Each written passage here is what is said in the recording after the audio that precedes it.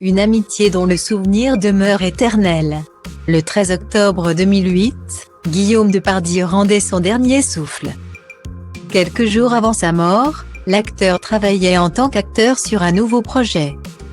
Un long métrage intitulé L'enfance d'Icare, en Roumanie.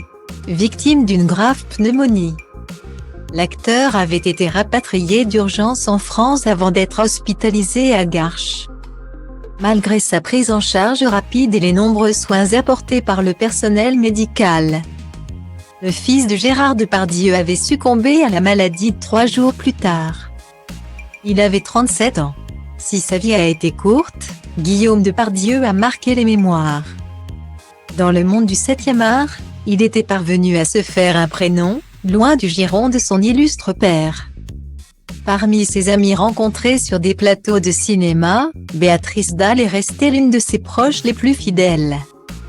Je ne me remets pas de sa mort. Je ne peux pas regarder une image de lui sans pleurer.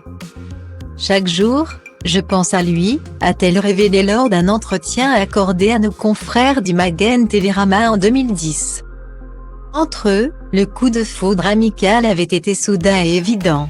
Depuis, l'actrice, qui a partagé sa vie avec Joey Starr, considérait le comédien comme son propre frère. Un frère de cœur qui n'a jamais quitté ses pensées. 10 ans après sa mort, Béatrice Dalle le prouvait en dévoilant un tatouage qu'elle s'était fait faire en l'honneur de son ami, Paradoxe mon amour. Pouvait-on lire un tatouage dont elle avait expliqué le choix sur son compte Instagram. En légende, parce que c'était ainsi que tu m'avais baptisé. J'ai décidé de porter tes couleurs mon précieux Guillaume 10 ans sans toi. Un surnom peu commun qui s'explique tout simplement par ce qu'évoquait la personnalité de Béatrice Dalle à Guillaume Depardieu. Il m'appelait toujours comme ça.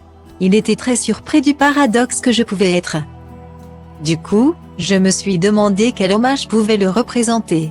Paradoxe mon amour parce qu'il me disait, tu es mon paradoxe mon amour.